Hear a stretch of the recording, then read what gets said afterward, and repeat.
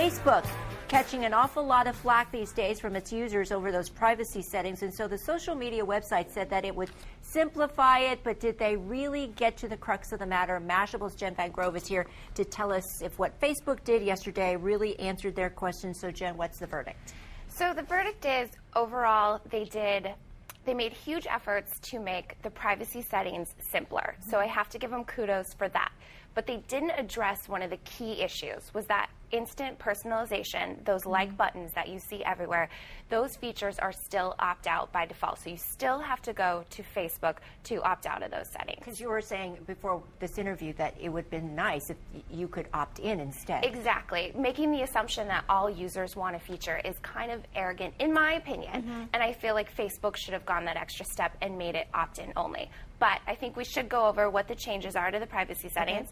So on the screen, this is the new privacy settings page. It's much simpler. That sharing on Facebook section, that's basically a master switch for you to control the viewing permissions of all your content. So if you click everyone, friends of friends, or friends only, then you're going to switch all the content viewing permissions for all of your content on Facebook.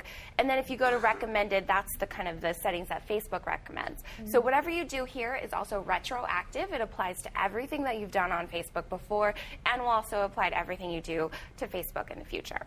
Okay. So some other changes. That's kind of the major one, the overhaul of the privacy settings page. This is the basic directory information.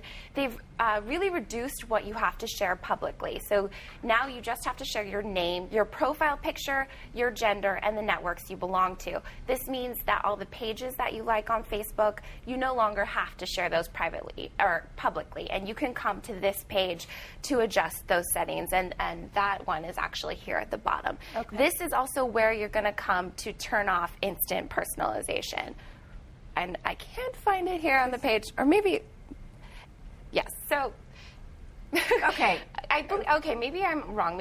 Actually, I'm wrong. So this third page, the application, games, and websites, this is where you're going to come to turn off instant personalization. Okay, so if you have a problem with that, you'll come right here and you can edit the settings and turn that off there. You can also turn off all platform applications. So this is a big difference. It's a one-click setting to basically turn off all the applications that use your Facebook profile.